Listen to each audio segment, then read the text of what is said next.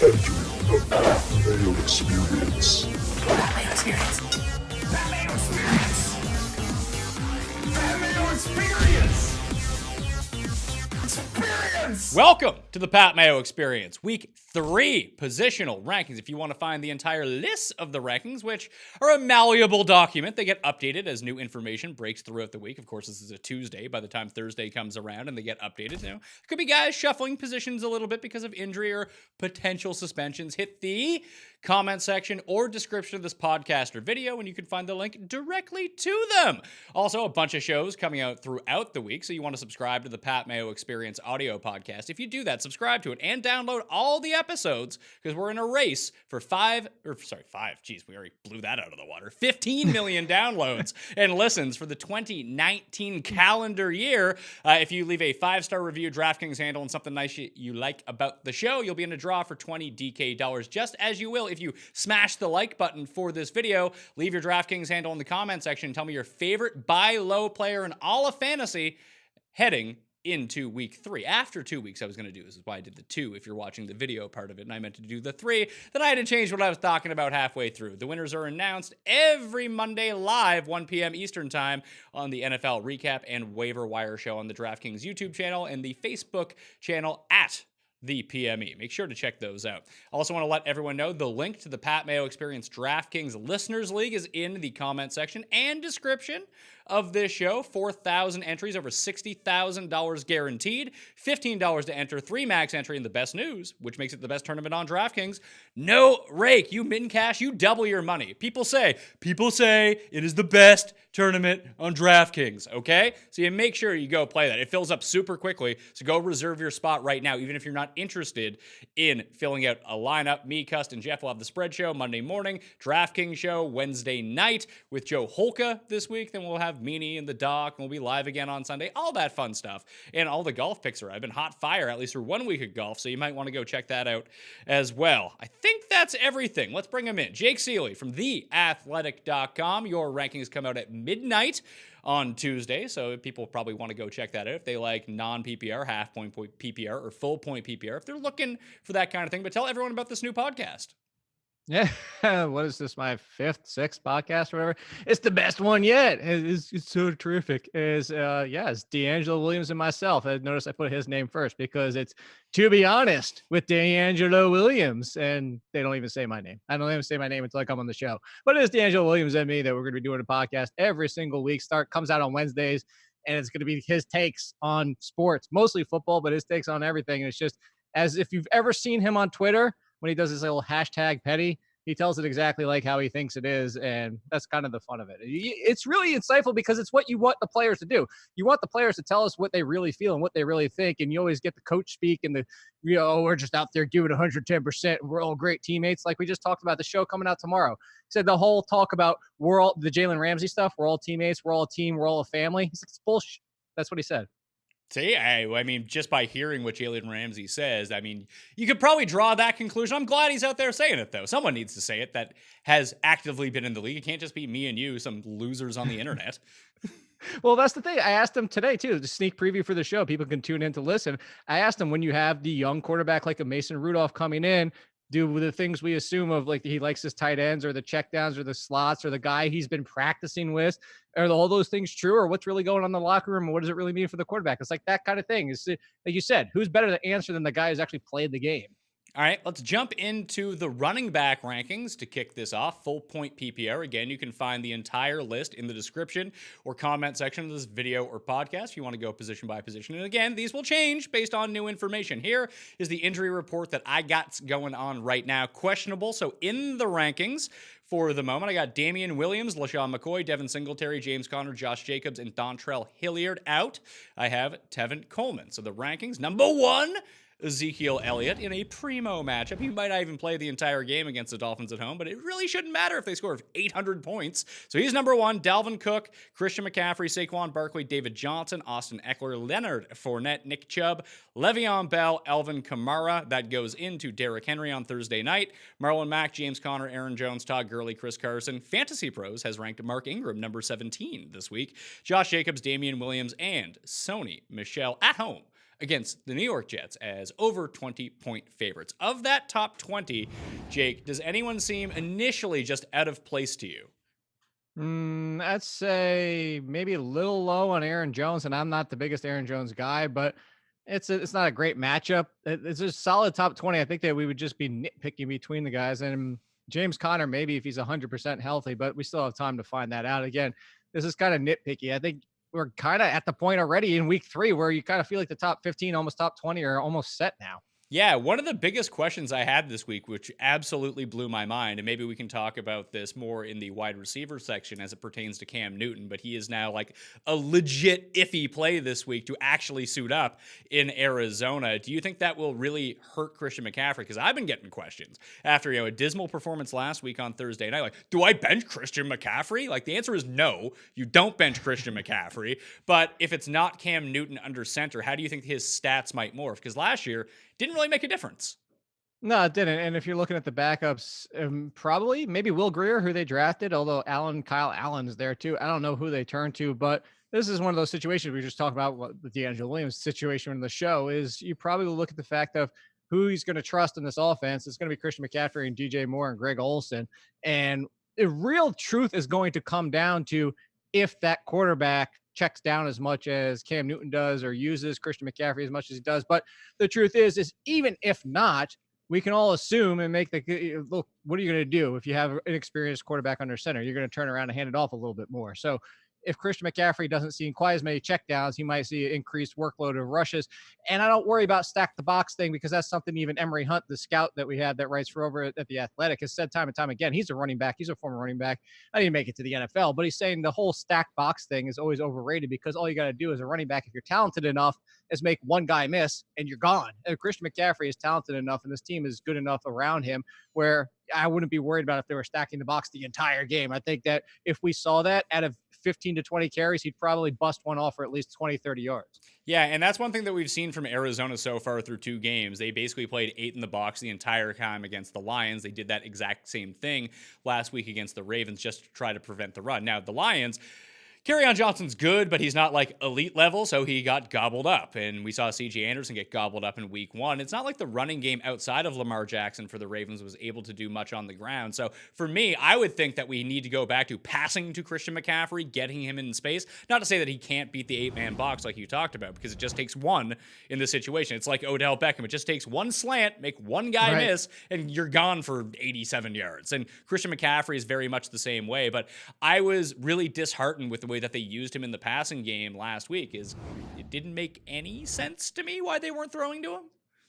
I mean, part of it at this point has to be our concern with Cam Newton. I mean, injury or not, with him being banged up, it's just Cam Newton at this point looks toast. I mean, there's the injury, there's he's not running, which part might be tied to the injury, but whatever the point may be, is throwing is the biggest issue. And whether it's checked out of the offense isn't getting any type of momentum going forward. It's just Cam Newton doesn't look like Cam Newton anymore. And I don't know, throwing motion, trying to protect his shoulder, if that's part of it, because there was a whole talk this all season from Mike Robinson, who said that they were changing his throwing motion to keep him more compact and that he didn't like how it looked. And then on top of that, would that even carry over? Because how many times did they try to fix Tim Tebow's throwing motion? But it's just like a lot of factors in here where Cam Newton, no matter what way you cut it, doesn't look right. And if he doesn't look right, it's going to affect this offense. To your point, we don't like how he's being used. But I think if anything, we have to come out of that game and say this team, Rivera's smart enough that if things went that bad, I don't assume he's going to go into the next game and say, you know what, everything was fine. Let's give McCaffrey 12 to 14 touches and that's it. Yeah, that would just seem really bizarre. I'm concerned about Cam Newton in the short term, but I don't actually think it's a throwing problem. I don't think it's a shoulder problem. I do really think, like they're talking about the foot injury, the foot sprain could lead to re-aggravation. It could lead to a high ankle sprain, anything like that if he takes the hit the wrong way. So for the prospects of I Cam, think it could be. I think it could just be. I think it's all a planting motion. The fact that he's not running shows you that he has a severe foot problem. And that's certainly part of it too. But I'm wondering if this point that his shoulder is 100%, but 100% now doesn't mean 100% what it did 2 or 3 years ago. Like he's taken so many shots and had so many injuries. And the fact that what 100% now is still not the complete shoulder that he used to have. So I understand what you're saying about the planning and all that type of stuff is certainly incorporated. But I also don't think even if the foot was fine, I just don't know that he's the quarterback he used to be.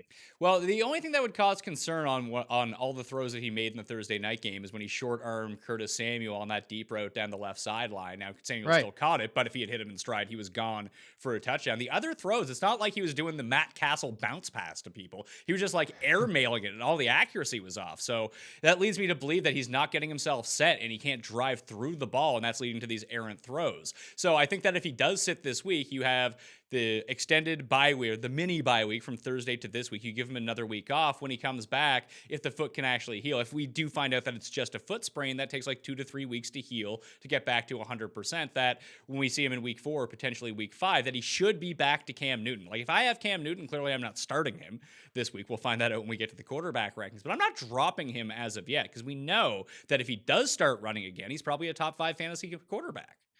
Hey, it's possibly, but I tell you what, is somebody that we've been talking about a long time. Is if Josh Allen is out there and I only have one spot and can't carry 2 quarterbacks, I'm making the swap.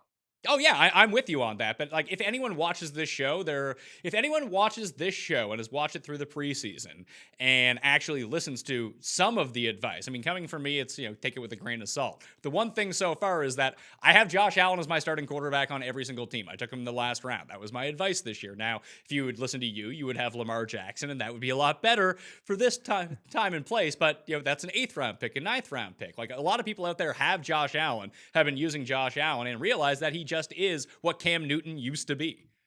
Yeah, that's the comparison we kept making. As the truth was, he is Cam Newton, and it has the same accuracy issues that Cam Newton has the same. How do you fix that? You don't bring in the big receivers like the Carolina Panthers tried to do it, and there's ties to the Panthers where they learned you get quicker slot guys, people who can get space for the quarterback. So when you are inaccurate, you still have space to make up for it. It's not you're creating jump balls. So you see what they're doing with Josh Allen, with Cole Beasley and John Brown and Zay Jones, who was already on the roster and all that type of stuff. And that's why Josh Allen's starting to look a little bit better this year. Who do you have more concern about amongst these top 20 running backs that I have ranked this week? Alvin Kamara with Teddy Roosevelt under center. Do you have concern about James Conner's knee, Josh Jacobs' groin, or Chris Carson's fumbling problems? I would probably lean first Chris Carson, just because Rashad Penny, we've seen look, there's been a lot of issues with Rashad Penny of his own for health, weight, his own problems on the field, but it's enough talent where you could get a frustrated situation by the head coach, Pete Carroll, who does get frustrated and starts to give Rashad Penny the lead touches. Now, Chris Carson wouldn't completely go away, but all the injury situations, like Chris Carson or James Conner sounds like he's okay. Obviously, if any of those guys of the first 3 are severely hurt and sure, out, yeah. Well, let's just pretend like they are playing this week because they are expected. Everybody's healthy. Yeah. Kamara's the one I'm least concerned about. I don't think anything changed. I'm not worried at all about Kamara. Well, but there is one thing with Kamara, and maybe this is just a result of the game that they were playing, which doesn't really make a ton of sense because Kamara is obviously your better pass catcher. But when Teddy Bridgewater came into the game, they played a lot of 2 tight end sets with Latavius Murray. And now, is that because of pass protection? Is that because they just didn't trust him to do anything? And maybe a week later that'll be totally changed. That'd be my one hesitation. That's why I dropped him down to 10. Like, he's still Alvin Kamara, but normally he'd be ranked inside the top 3. Right. And that's where I'm going to go back to the coaches maybe outthinking themselves mid-game, and you just hope that doesn't change anything going forward, similar to the Christian McCaffrey usage. You can't see that going forward. Like, you just can't see the team making that kind of change in course of what's worked so well. Kamara, they talked about it the entire offseason. He wasn't going to get 20 plus carries or even 25 touches a game, which is fine because he doesn't need to. And he was great in that role. I know what you're talking about. I'm still not concerned. I go back to Chris Carson with Rashad Penny there. If he's going to keep fumbling, we know coaches have very little patience for it, especially Pete Carroll. And I could just see him losing the lead work where Chris Carson was involved in the passing game and somebody that was in my top 15 to start this year. Because if you're going to give him last year, the biggest question about his work from last year was just staying healthy. I mean, if you talk about 16 games, what Chris Carson could have done looking like he did last year and getting more passing game work, he had a chance to be a top 10 running back. So the fumbling is the biggest concern. Yeah, I still think that he has a path to be a top 10 running back right now, just based on the fact that he could reclaim the spot that he had in week one. And if you don't put it on the ground this week, all of a sudden you're back. So I'm still willing to rank him as a top 20 guy because I still believe in that upside. Even when we look at the snap shares from last week, when he actually had to go to the bench, he still played 54% of the snaps. And a lot of snaps were eaten up by CJ Prosites in that 2-minute drill towards the end of the first half, when if they're in a situation where they have to pass, like in 2-minute drills, Prosites is going to be the one on the field. However, he didn't get into the mix at all between Penny and Carson as it pertained to like real life snaps. So if Carson comes out as the starter again in this game, they do run enough, as we know, that they can sustain both of them, with one of them being an impact player. As long as Carson continues to get 3, 4, 5 targets out of the backfield every week, which I don't think is inconceivable and probably doesn't change, because we even saw that they don't like throwing to Penny out of the backfield at all, and that he can still monopolize. And listen, it's Chris Carson they've picked to be that guy for the moment, so I'm going to continue to roll with that. Unless Pete Carroll comes out and says there's a distinct shift here sometime during the week, because the only coach speak you can actually believe is Pete Carroll's, that I'm still good with Carson as a starter. Right. And that's the biggest thing. So we're just, you asked who the biggest concern was. And if everybody's playing, that's the only one that I would even concern myself with. Look, the truth is, James Conner and Josh Jacobs' workloads, if they're fine and they're playing and they're healthy, they're going to see a ton. The Josh Jacobs not seeing but 2 touches in the second half explains away a lot by the injury. So is that okay? Let me create 2 scenarios regarding Josh Jacobs here, because we were super pumped up for him after week 1, but that was a game that they were winning the entire time. So, of course, you're going to see like 75% Josh Jacobs in that game. Now, is his utilization or lack of utilization in the passing game due to that injury, or was it due to game flow, or are we just still just painting question marks around all of this? Because, frankly, it's probably a combination of both, and we just don't know. I hate to say it, but I do think it's a combination of both, because if they are down by 2+ scores, I don't think Josh Jacobs is going to stay on the field 70, 80% of the time. They're going to mix Jalen Richard in. Now, I don't think at the same time, and that's why it's both, I don't think it would have been as stark as we saw last week, where he only had 2 touches in the second half, because I do think part of that was that he was banged up. If healthy, I think he'll lose, where if they're down by 2 scores, I think maybe it's like 50%, where it's like 70% while they're up. So that's concerning, but at the same time, it's not a big enough drop off to make me knock him outside of the top 15, even in a full PPR, because the workload is just so good that even if you knock off the down by 2 scores, he still had 12 last week, and that's without anything in the passing game. If you get to, back to his regular usage, you're talking about 15 to 16 touches. You're talking about 15 to 16 touches of Josh Jacobs, who, no, he's not quite there in that upper tier, even the second tier yet.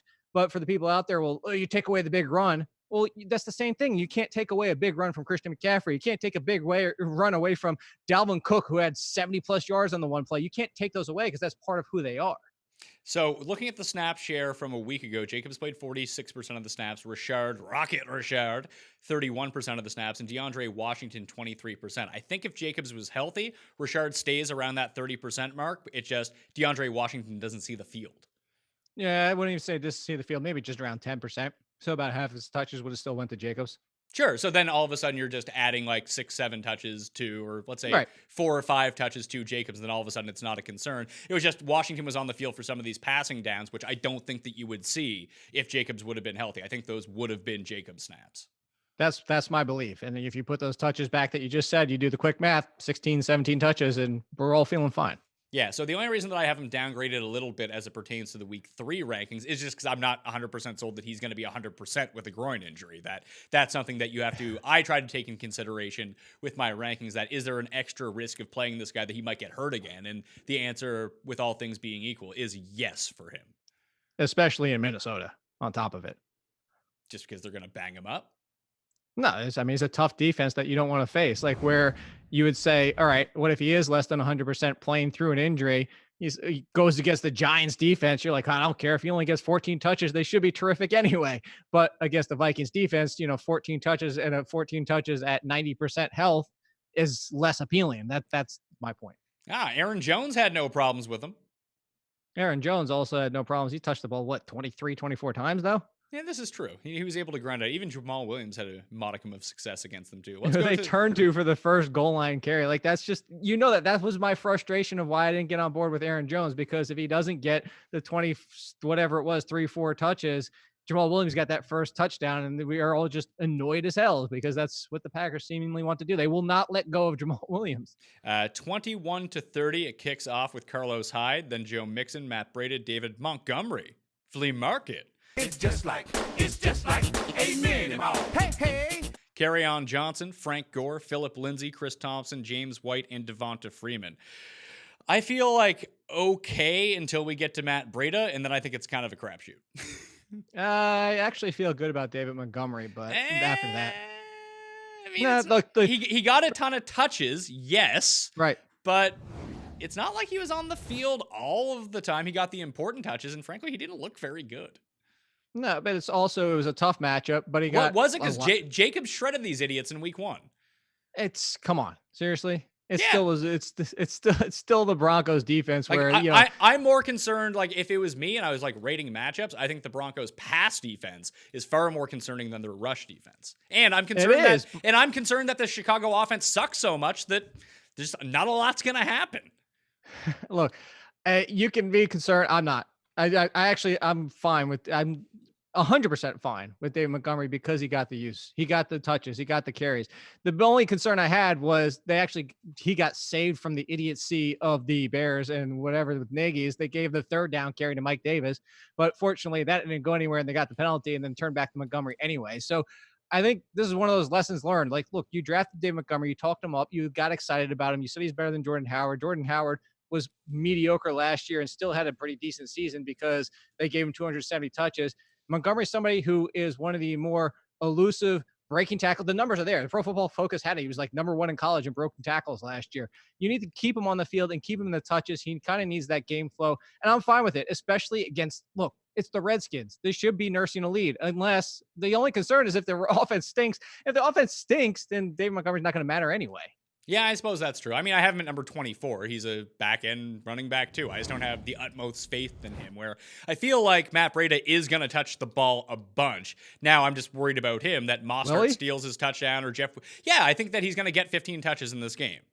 I do. Well, he almost had half the snaps that Mostert did. He did, but every time he was on the field, he touched the ball. He's like, and Montgomery was very. I know that's fair. Him and Montgomery were very much the same last week. That when they were on the field, they got the ball. I'm worried about Mostert a little bit and stealing it away, but I don't know how much of a product that was. Like, hey, Matt Breida, the guy is constantly injured. We're up by 3,000 points. Let's sit him down in the second half a little bit. And that might be, but I think it's just it's the Shanahanigans. We joke about it all the time. I would rather trust David Montgomery than trust not knowing what Shanahan's going to do with that backfield. I mean, like, the truth is, Jeff Wilson got 2 touchdowns because he's getting the goal line carries. Like, I just don't want to mess with the Shanahan backfield if I don't have to. The one thing that I will kind of prop up why Breida over Montgomery, and I think it's razor close. There's one spot. If you think I'm an idiot, just play David Montgomery. How far apart is the gap between them, Pat? Yeah, just a little bit of space. If I use the no spacing, there's like 3 millimeters. I don't know if Americans know what millimeters are, but they're not very big. It's probably just 1 millimeter when you actually look at the page. On your phone, even smaller, razor thin in that example. But I think that he might do more in the passing game in this situation. And I like the matchup a little bit more against Pittsburgh, to tell you the truth, as a part of the passing game, where I'm really concerned about the Chicago offense. I really am. Okay. Hey, I'm not. Okay. The rest of them down here, like Frank Gore, whether Singletary is banged up or not, he is. Now he might play.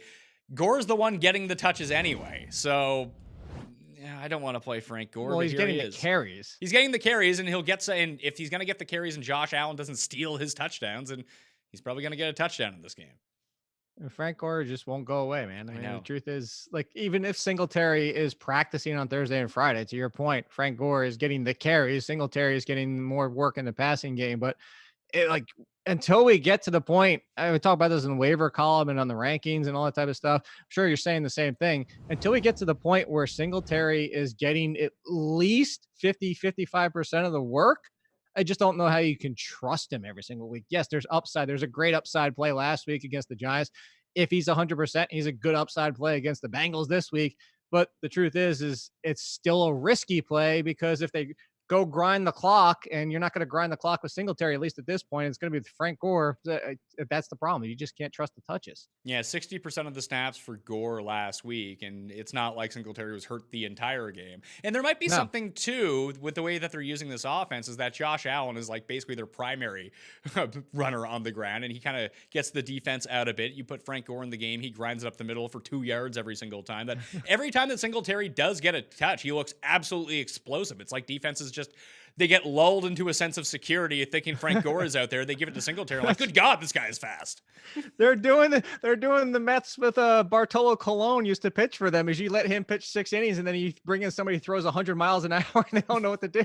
Yeah, well, that used to be a big thing for the Red Sox too. You'd bring in Wakefield, either like when they kept bringing him in as a reliever. Now it didn't work out against Aaron Boone at one point, but it was highly successful that you bring in Pedro. He's gassing it 99, and then you have the knuckleballer coming in. Everyone's just out of whack and they're out of sync for like 4 innings. Maybe that's exactly what they're doing. Oh my gosh, just Frank Gore, and then holy crap, this guy's got like 4.4 speed and they don't know what to do. Yeah, that's an interesting theory there. Kerryon Johnson, well, the Eagles defense and the entire Eagles team is entirely banged up. I still do like the rush defense, and I can't trust that he's going to get all the carries because he doesn't get. Who the hell is Ty Johnson, and why is he getting the ball?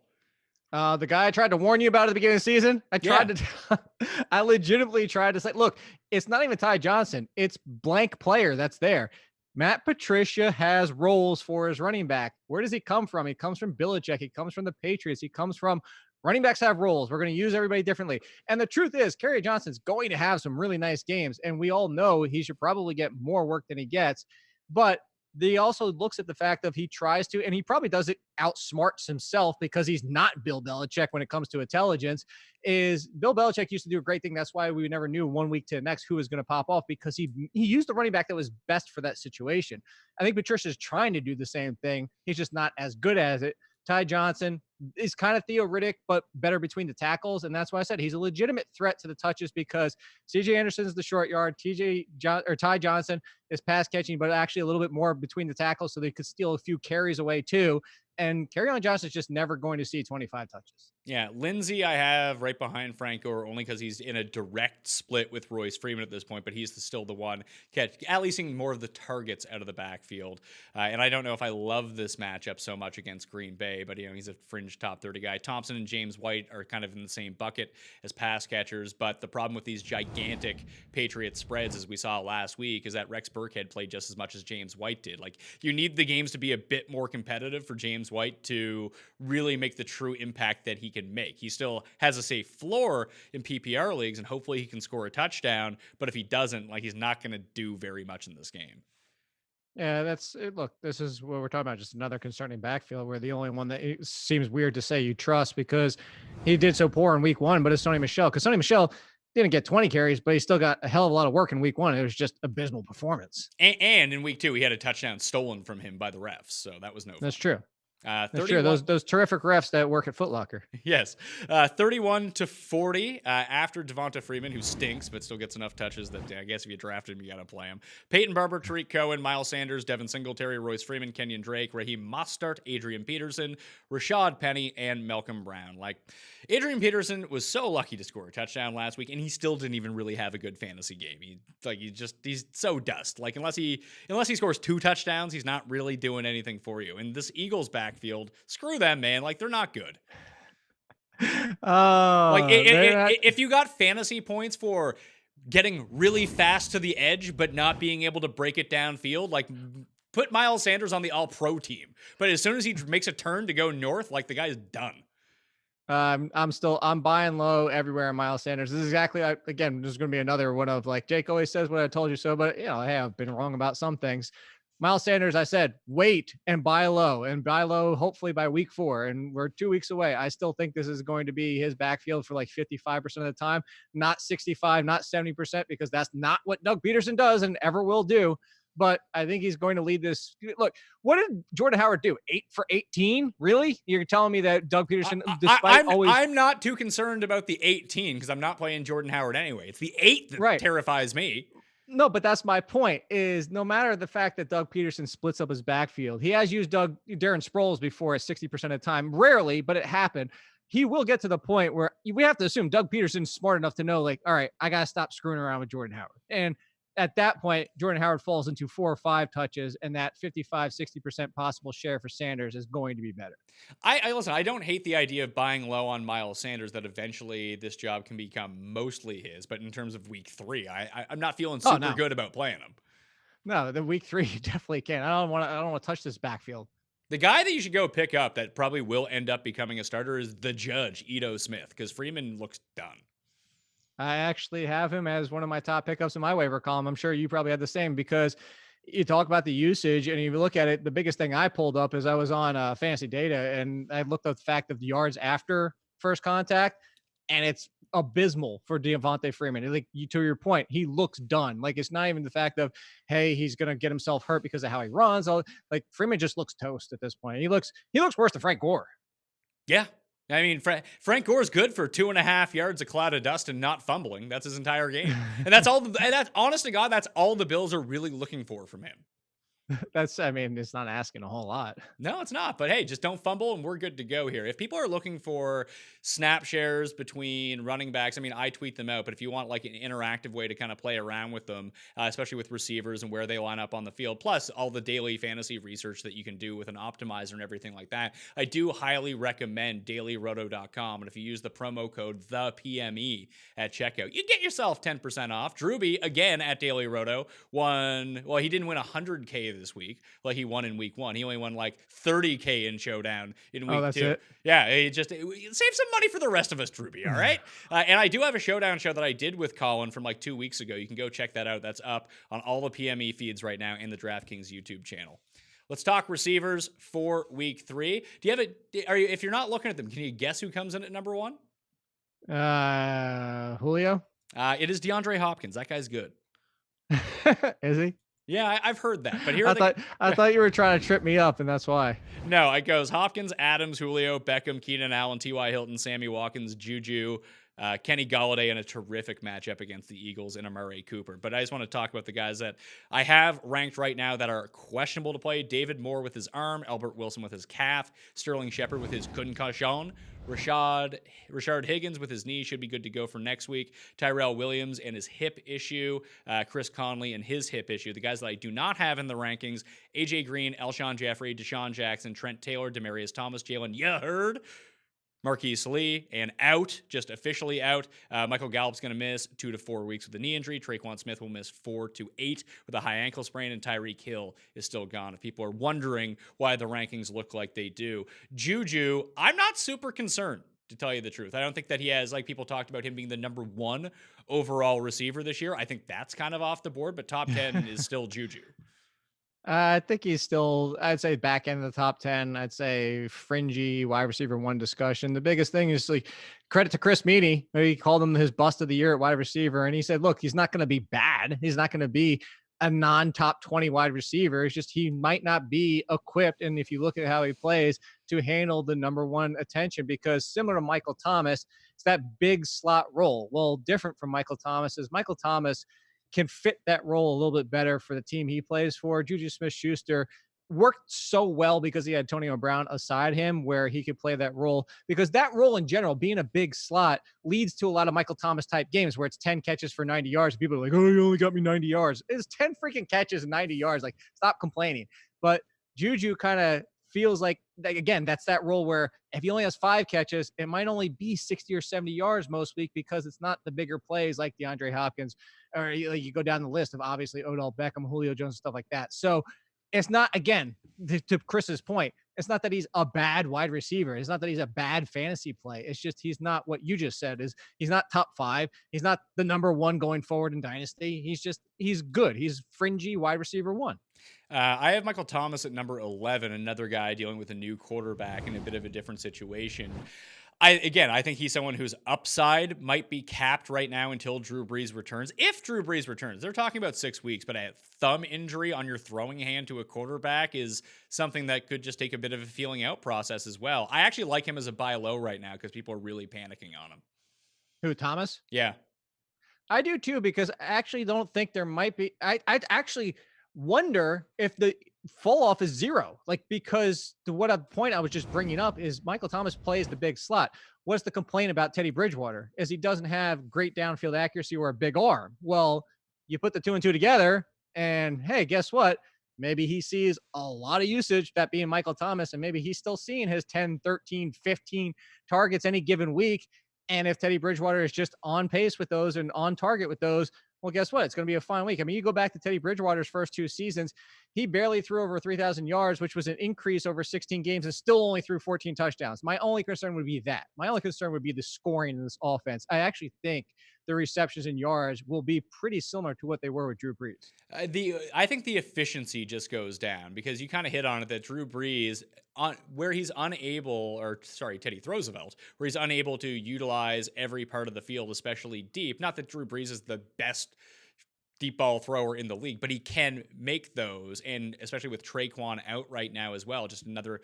Does that mean Kirkwood's going to be back? Because I would love that. I love Kirkwood, but it just, if you know that Teddy can't throw to certain parts of the field where Drew Brees can, or at least disguise this offense to make it look that way, where you always have to keep a safety deep in order to account for these guys that get behind the defense, and maybe you bring that guy up and all of a sudden Michael Thomas is doubled. So instead of 15 targets and he ends up with 12, 13 receptions like we're used to with Drew Brees, maybe that's down to like 6, 7 receptions, just because there's so much focus knowing that's the only soft spot on the field that Teddy can throw to.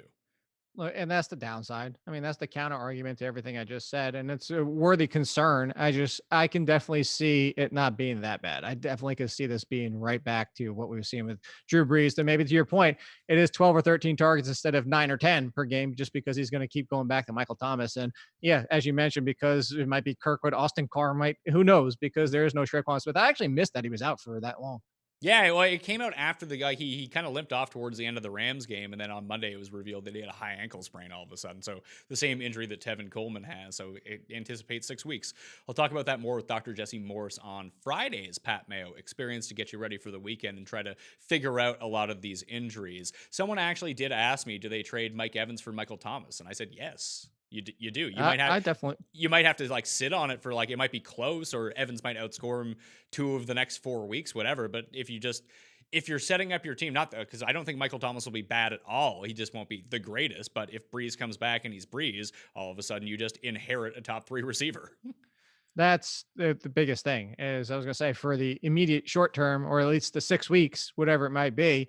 I don't know that's that's like a wash trade. Like, what's the point of doing it? But to your point, the point of doing it is that once Drew Brees is back, that's what you're hoping for. Like, even if Jameis Winston turns a corner, Mike Evans will be Mike Evans. But even if you look back to last year, there's a lot more inconsistency with Mike Evans compared to Michael Thomas. Yeah, so you get the consistency of Michael Thomas, that is a check mark over Mike Evans. Mike Evans is going to have huge games at some point this season, but he's going to be relatively inconsistent because of that offense.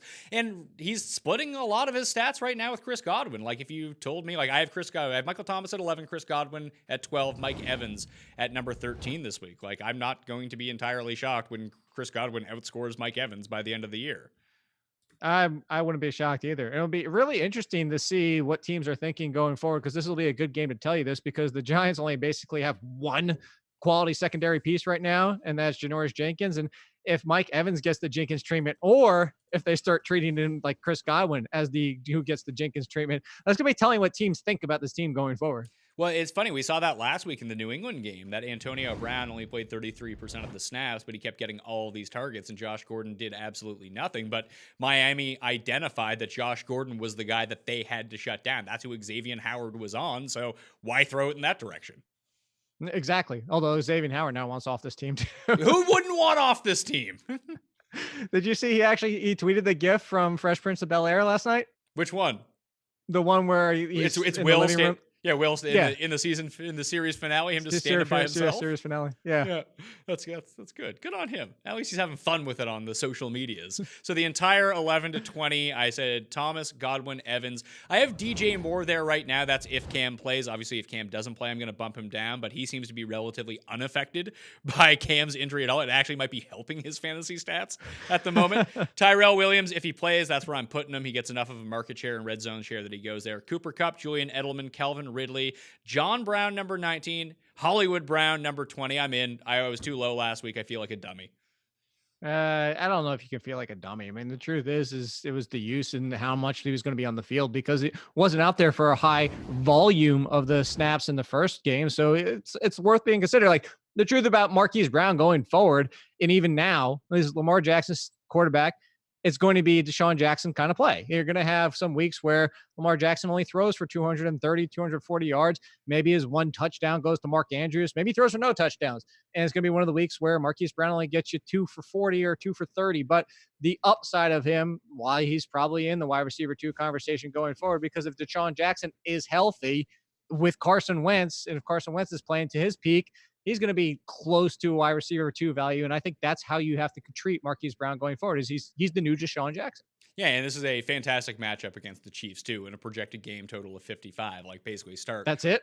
That's it. Let's start all your guys from this game. So 21. I thought it'd be like 58. Yeah, it might be by the time people love betting over, so that might get juiced up. I have Christian Kirk, number 21 against this Panthers defense. I just like his big playability here, and I'm done underrating Kyler. Brandon Cooks, Antonio Brown, Adam Thielen, Allen Robinson, Josh Gordon, Emmanuel Sanders, Tyler Lockett, Larry Fitzgerald, Mike Williams is the top 30. We'll see the Chiefs guys just after that because I had Sammy Watkins inside my top 10.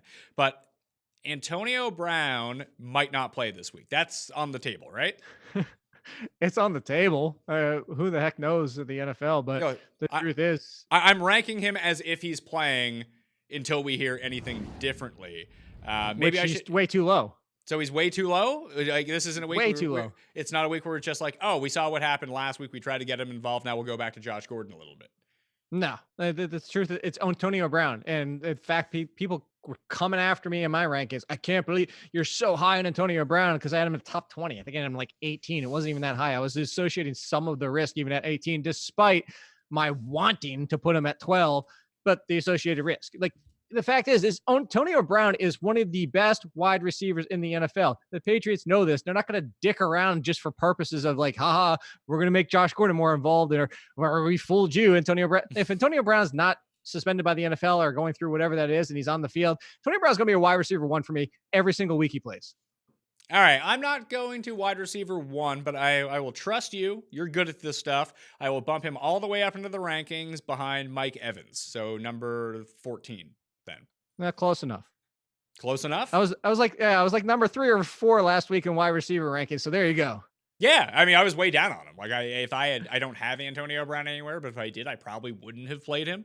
Fortunately, I was like, I'll pick up Mecole Hardman and play him instead, and that actually that worked out. Yeah, it worked out, but it was bad decision making on my part because I was wrong about Antonio Brown. If I had picked up like let's say DK Metcalf instead and played him over Antonio Brown, then I would be looking like an idiot and feeling like an idiot. Well, DK Metcalf still had a solid game. Yeah, Antonio Brown had a better game.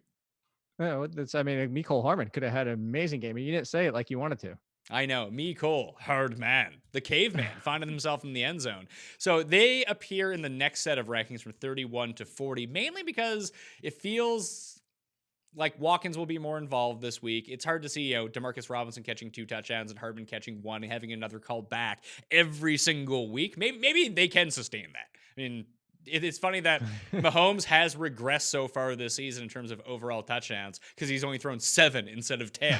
But this is why we said he couldn't throw 50 again, because he's been amazing and he's not on that pace anymore. So I think that you're due to be disappointed by one of these guys almost every single week. Not disappointed to the fact like where they're not startable, but disappointed to the fact where one of them goes off and the other one doesn't do as much. So when I look at that range for myself at 31, I have Tyler Boyd in a tough matchup against the Bills, but I think that could be a sneaky shootout game. Scary Terry at number 32, Robert Woods, Nelson Aguilar, Heart of Charkness, DJ Chark, the baby Chark, number 35. Stefan Diggs, who sucks now. DeMarcus Robinson, Will Fuller, Sterling Shepard, John Ross at 40. And then it's like D.D. Westbrook, Curtis Samuel, Devin Smith, and Mecole Hardman and DK Metcalf are the top 45. I think this is a really interesting tier of 15 guys. You can interchange a lot of them. But if I'm going to go, I have 2 thoughts on this as it pertains to the Eagles this week versus the Lions. Do you think that Aguilar ends up on Slay?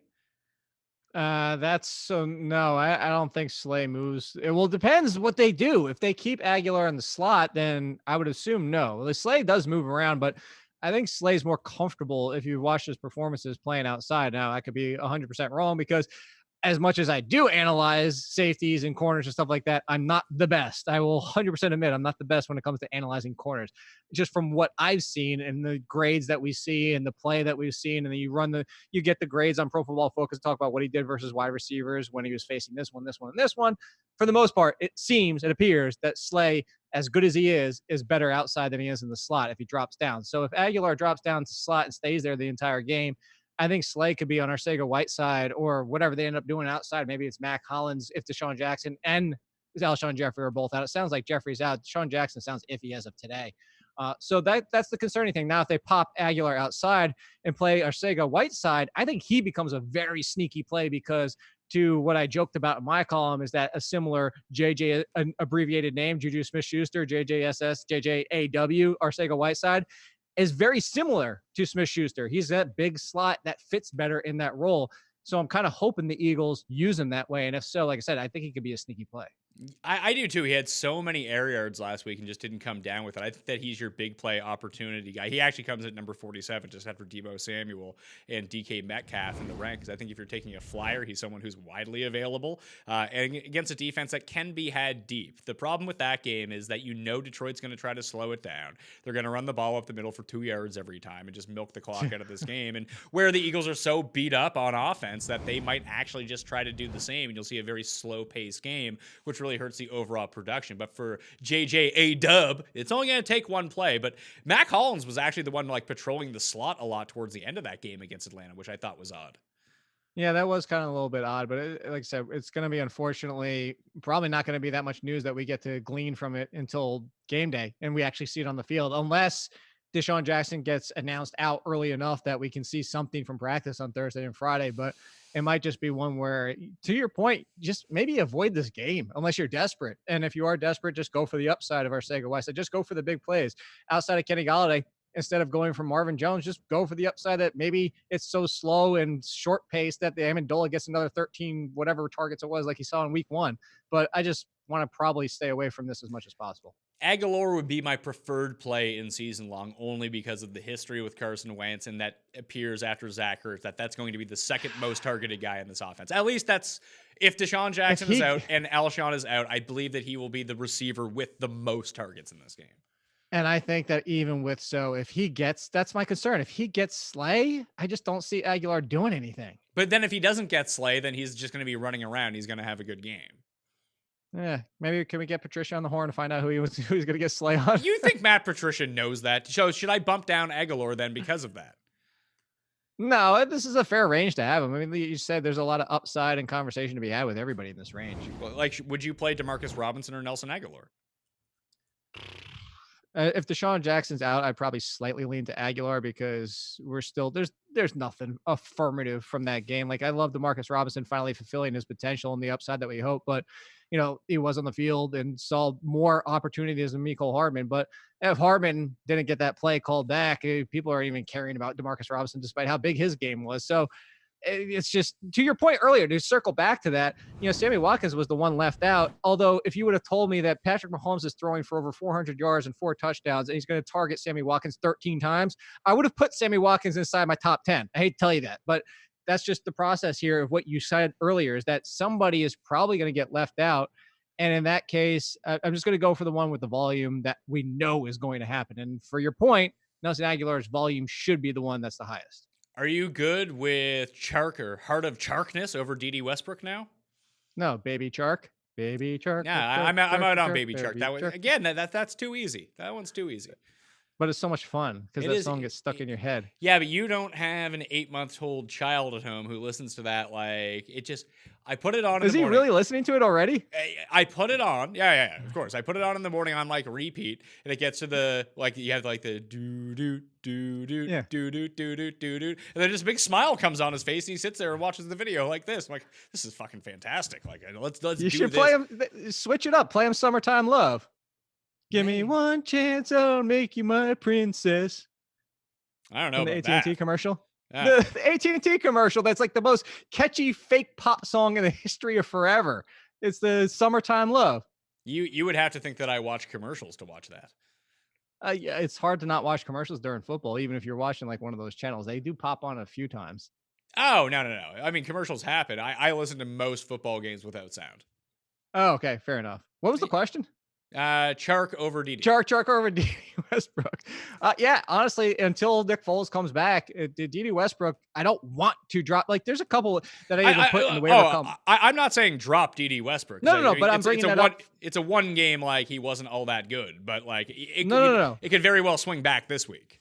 No, going forward, I would prefer Chark, period, not just 1 week. I would prefer Chark to D. Westbrook until Nick Foles comes back, because one of the things I said in the offseason about Chark is he's the only one on this roster, in my opinion, that has the ability to be an NFL #1 wide receiver because of what he brings: size, his speed, his ability outside. D. Westbrook is great at what he does. And if you remember what I called him, I called him Antonio Brown light, because I didn't want to call him poor man's, because that's kind of disrespectful to a lot of people. People hear poor man's and it's automatically bad.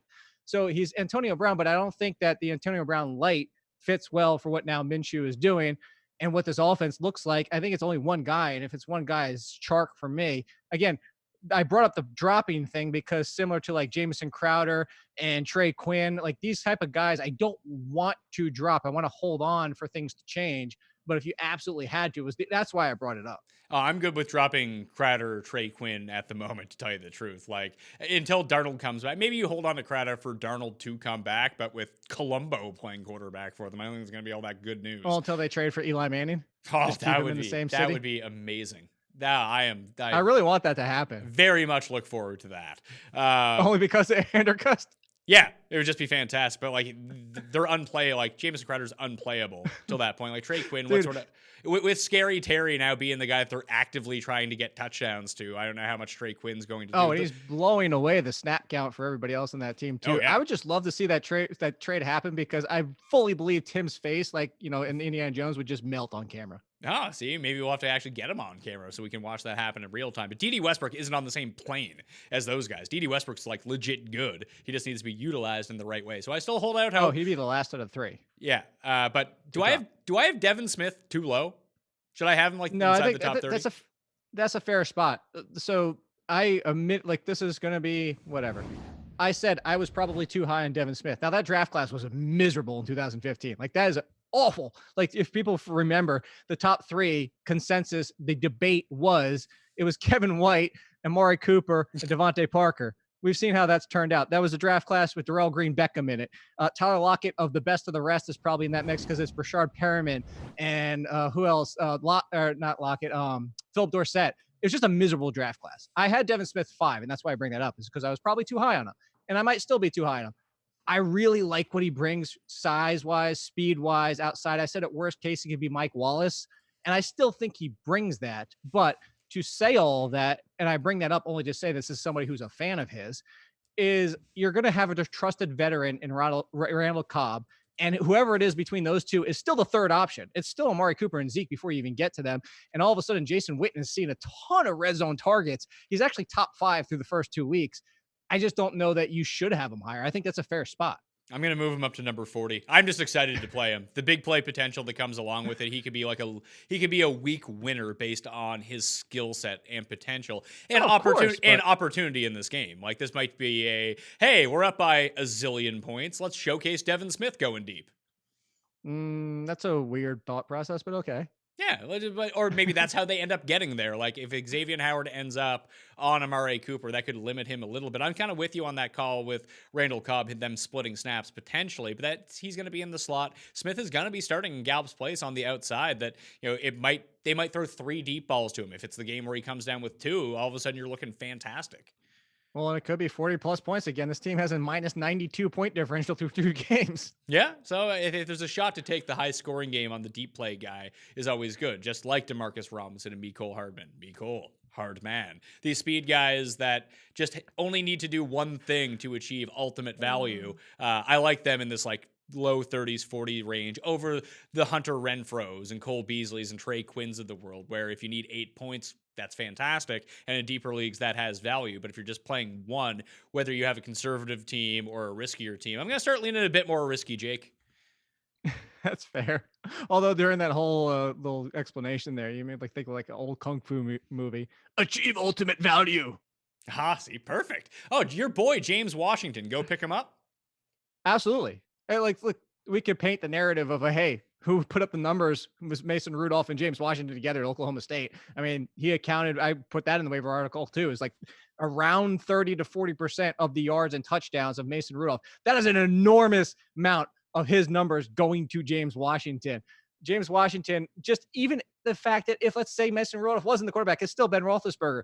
Moncrief has literally dropped his opportunity. Like the window, the door, everything is open for James Washington to step in. Now, is he definitely going to? Absolutely not. There's like James Washington's had his own flaws so far. He's run into coverage. He's shown issues through training camp. So he has issues here, but the door is open. And if there's somebody who knows how to work with him, it's the guy who played with him for 4 years in college, 3 years, which were exceptional.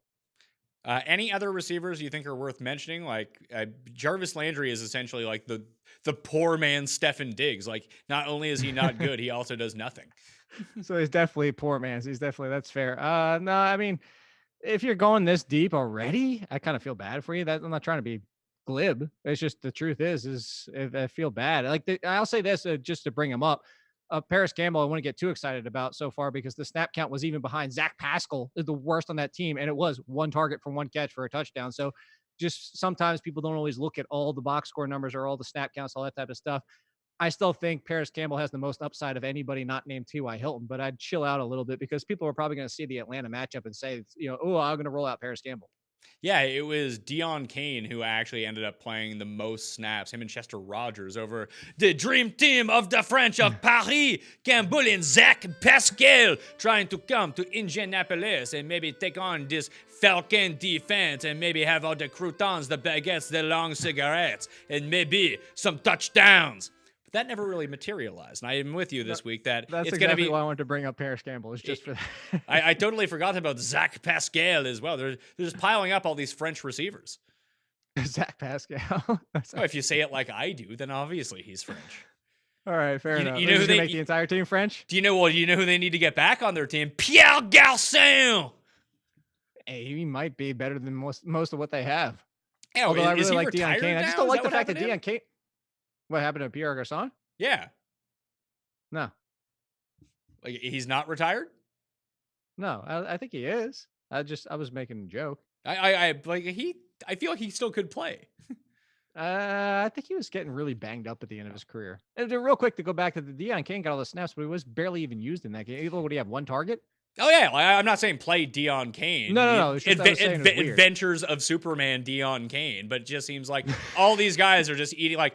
Kane's on the field a whole bunch, so that means that Campbell or Pascal can't do much in this situation because they're not getting the opportunity. But just because Kane is playing, it does seem like when Campbell's on the field or in the red zone, they'll throw to him. Like, it's just, don't worry about it. Do you have the demographics of your viewers to know whether or not they you aged out some of the people by the Dean Kane reference? I'd say, I mean, the majority of listeners to this show are between the ages of 24 and 35. That's like 60% of the audience. So you probably lost half of them right there with the Dean Kane reference. Maybe, but if you're around me in age, then all of a sudden, if you're in like the 32, 33, 34, 35, all of a sudden, yeah, you got the Adventures of Super. Terry Hatcher is Lois Lane. Go back and watch.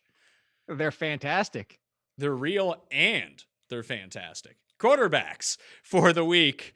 Now that's one that will just completely, I feel, go over people's heads because all these newfangled millennials, they all love Friends over Seinfeld. No, Seinfeld just got picked up by Netflix because they're losing, or somebody because they lost Friends. Yeah, they are getting picked up by Netflix, but like, are people having problems finding Seinfeld episodes? They need it to be on Netflix to watch it? Like it's on 8,000 times a day still. I was just about to say, I think TBS has it on like for 7 episodes every single day throughout the middle of the day. Hey, listen, I can do a Seinfeld marathon any day of the week. And if anyone out there thinks that Friends is better than Seinfeld, I suggest you give your head a shake. This is a horrible take. Quarterbacks. Let's talk about those. You want to talk about horrible takes? I got horrible takes on quarterbacks. Guys that I have in Marcus Mariota, and I do have Cam Newton currently in the rankings. Again, if you hit the description or comment section of this video or podcast, you can find the updated rankings throughout the week. If Cam Newton gets declared out, it will affect a whole bunch of positions, but as of right now, I do have him in. Benched, Eli Manning. We got Dr. Jones in now, and out, Drew Brees, Ben Roethlisberger, Sam Darnold. With mono, he's got the mono, got the mono. mono. And Trevor Siemian is out for the season. Patrick Mahomes, no shocker, number 1. Lamar Jackson, no shocker, number 2. Then I got Dak Prescott, Josh Allen, Jameis Winston, Tom Brady, Kyler Murray, Deshaun Watson, Aaron Rodgers, and Matthew Stafford. Jameis versus the Giants. I ain't scared, Jake. That's exactly the one I'm looking at. I mean, I know it's versus the Giants, but Jameis does not look good the first 2 weeks. This is one where I'm not going to. Scared. I can't do that. I can't. Not where you have him. Like there's some names behind him. Like there's no way. How do you? Whoa, hold on. How do you not have Matt Ryan inside your top 10? Matt Ryan stinks. I'm just throwing that out He there. doesn't. Yeah, he does. He's No, he bad. doesn't. He's bad, and he's playing a good defense. Do you know what Matt Ryan was in week 1 last year, and he finished as the second quarterback on the season? He was QB 26 in week 1. Listen, like, he can have bad games. Yeah, I get the. He's going to have bad games. And I think that this is going to be a bad game for him. I don't think it'll be that bad. I put it this way. I could be 100% wrong. Quarterbacks are tough because they're so flat. I mean, all it takes is one touchdown, and you could jump from QB 16 to QB 6. I mean, that's the truth. So I'm not trying to make excuses.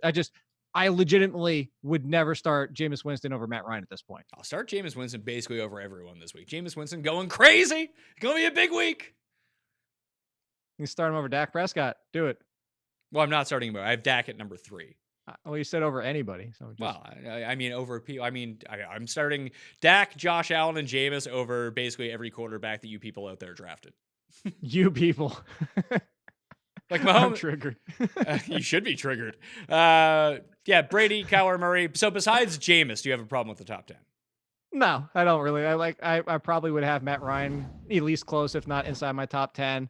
Jameis, I would never rank that high, but outside of that, no. I mean, otherwise it looks pretty good. Matthew Stafford's a little high for me. Just you brought up the point that it's probably going to be slow. It is, but just Philly's defense, especially pass defense, is just so abysmal.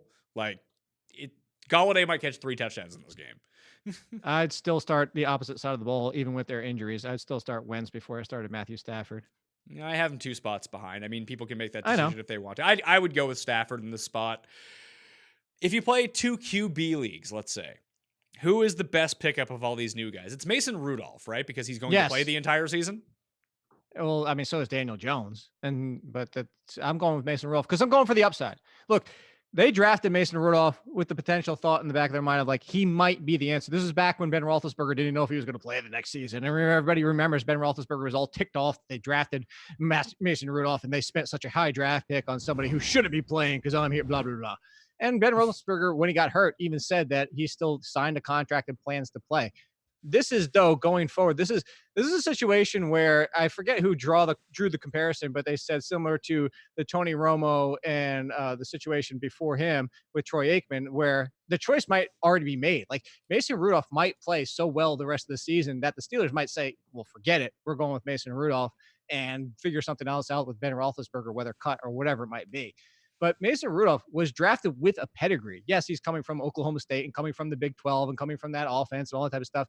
But he has the pedigree of like, well, Baker Mayfield comes from the Big 12 too. And like everybody's fine with him at this point. So there is the highest upside, especially when you talk about the one team that has the offensive line to protect his quarterback that's young and inexperienced.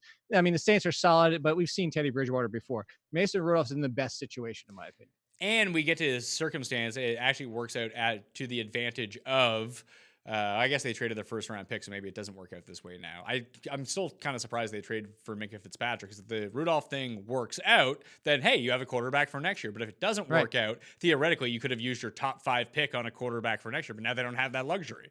No, they don't, which kind of that trade should tell you how the Steelers feel about Mason Rudolph and their potential to make the playoffs. Yeah, but they're feeling on a guy that they watch every single day versus the reality of how good he may be can be completely off. No, of course. But I'm just saying, if you're telling me like the talent around these guys, again, I go back to the biggest thing is I want an offensive line I can trust for somebody who the biggest, I don't want to pimp the show more, but DeAngelo Williams was talking about is young quarterbacks don't go through progressions well. He's even saying like go back to Carolina. He was playing mix and match with quarterbacks year after year after year for a while there with playing with Testaverde at 44 and that David Carr was mixed in there. And then Jimmy Clausen, like he's seen all of it. And he said the biggest thing is the young ones don't get through the progressions, let alone the second time around. to check one that he's already checked before. Like when you go 2, 3, 4, come back to 1 because nothing's open. They usually go 1, 2, and that's it, maybe 3. So if you want somebody to have time to learn to start doing progressions, you want an offensive line, and that's why I go to the Steelers. I totally forgot that the colostomy bag played in the NFL. Oh, man, was he bad. Jimmy Clausen, where it looks like God forgot to spread his face out because they were all like right here. Yeah, but when he goes swimming, he only has to use one goggle. That's so Tight end rankings for week 3. I have Vernon Davis questionable with an eye injury. Looks like he's going to play. Doubtful and not in the rankings, David Njoku. He'll be replaced by Demetrius Harris in this offense, at least most of the time. Dallas Goedert with a calf. Jordan Reed with a concussion. Tyler Higbee with his chest. All 4 of those guys could end up playing. As of right now, it does not look like they're going to play, so the rankings have them as out. Chris Herndon, Ben Watson, still suspended. No shocker here. Travis Kelce, number 1. Zach Ertz, number 2. George Kittle, number 3. Evan Ingram, number 4. And then we get into the real stuff. I got Waller, hardly newer, number 5. Your boy, Jake, you might be winning this bet with me that Mark Andrews does look excellent. I have him at number 6. But hey, it's a long season. He could get hurt or something. Delaney Walker, Vance McDonald, Greg Olsen, TJ Hawkinson at number 10. And then it goes into Hooper, Walt Disley, creator of Mickey Mouse, Vernon Davis, OJ Howard, Gerald Everett, Eric Ebron. That awful Jared Cook, Fantasy Pros has ranked at number 17. I wouldn't play him, but if you play in a 20-man league, I guess he's a starter. Jimmy Graham, Eifert, and the Lacoste-tute, Matt Lacoste.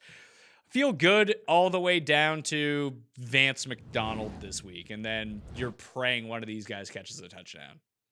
Yeah, and it kind of feels like this might be one of the weeks where Jared Cook does it because everybody's finally on our team and hating Jared Cook and why did they drop him and he's the worst person ever.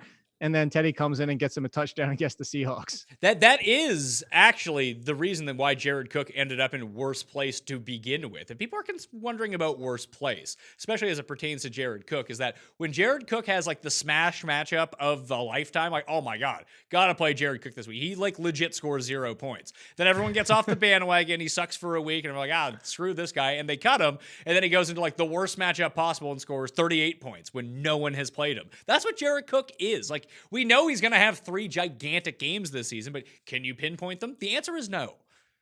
No, and it's 100%. It's the same exact thing I've always said about Jared Cook. Well, it's the one we agree on. We don't agree on Mark Ingram. We agree on Jared Cook. And the one at the time, he's not relevant anymore. But I was saying the same thing about Tavon Austin that one year when Tavon Austin was like, hey, what's his good 6 games? And everybody's super excited about that.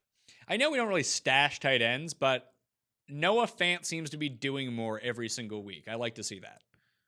And at this point, unless the Jets do trade, or unless we get some news that Darnold's going to come back pick up fast, Herndon. I want to pick up Herndon. I just don't want to pick up Herndon with Luke Falk. No, I don't either. But the Jets they have a bye week 4, so we still suspended week 5. You won't need to get him until week 6. So you could probably pick him up like before week 5, and Darnold should be back week 6, week 7, week 8. That he will, if Darnold is healthy and Herndon is playing, I think Herndon's a top 10 guy. I agree with you. And the interesting thing might be if we get good news on Darnold is to pick up Herndon before the bye week, because otherwise you're going to be competing with everybody who's thinking the same thing to pick him up the week after. So Herndon, I would probably pick up first, but I do think that Noah Fant he's burgeoning into a top 15 guy with the potential for more because we know his pedigree, and they don't really even ask him to block. He runs a ton of routes. No, because that's kind of who he is. The truth between the two is Fant and Hawkinson were both terrific prospects. Hawkinson went earlier because he's the more complete tight end. He's the better blocker. And the fact is actually kind of similar to what I said was to the Buccaneers, is that if you think of Noah Fant like Cameron Brate and Hawkinson like OJ Howard, that's kind of a really good comparison, although Brate is falling back further than what Fant is. But Fant is almost kind of like in the Evan Ingram, where you just don't really want him to block. He's a decent blocker if you really need him to, but his real value is that he's arguably the best tight end receiver in this past draft class. And we're finding this out with OJ Howard now too, because he is such a good blocker that Bruce Arians, because of this offensive line, is asking him to stay back and block. And I know that the Eagles pass rush is a bit dinged up right now, but we're going to encounter this. We saw it last week with TJ Hawkinson. He was asked to stay back and block for Matt Stafford a lot against the Chargers because he can actually block these guys. So that's going to create some discrepancies between, like, that's why you can't be like, oh, TJ TJ Hawkinson. And that was the pensiveness that we had after week 1. He's going to have the huge games when they ask him to be a receiver, but in games where he has to block. So maybe when like the full, like just go to footballoutsiders.com, look at pass rush DVOA. And if the team is ranked inside the top 10 in pass rush, probably not a week to play TJ Hawkinson because they will have to ask him to block. Yeah, so that's might be why you can feel a little bit better about OJ Howard bouncing back this week, because the Giants don't have a pass rush, and the Giants are also miserable against tight ends. So maybe this is a bounce back. But the biggest concern about that is I was looking at OJ Howard.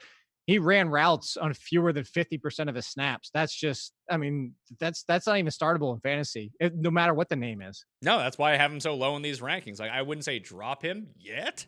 You got to kind of let it play out a little bit, but I don't feel good about having him. That's why he's number 14. The problem is there's no good tight ends. No, there's not. And you got to hope that your league mates aren't watching this, because if he does anything and scores a touchdown against the Giants, immediately sell him for the concerns we're talking about. Yeah, but people don't do that. If Howard has 3 catches for 111 yards, which is like sort of his like MO, these big plays, and 2 touchdowns, the people who own OJ Howard, OJ Howard's back, I'd never trade him. Like that's how people think. That's fair, but they're supposed to be listening to us for help, right? Yeah, but I mean, how much? I mean, you help. I don't really help. Let's talk defenses before we get out of here. Dallas, number 1. You got a disagreement with that? Slight, yeah. So you go Patriots number 1? I would go Patriots number 1 only because they just lost. Just brain fart. The safety they just lost now too. Jamal Adams, who like refuses to play. No, he's on the Jets. No, I thought you meant in the Patriots game. No, Xavier Woods. Yeah.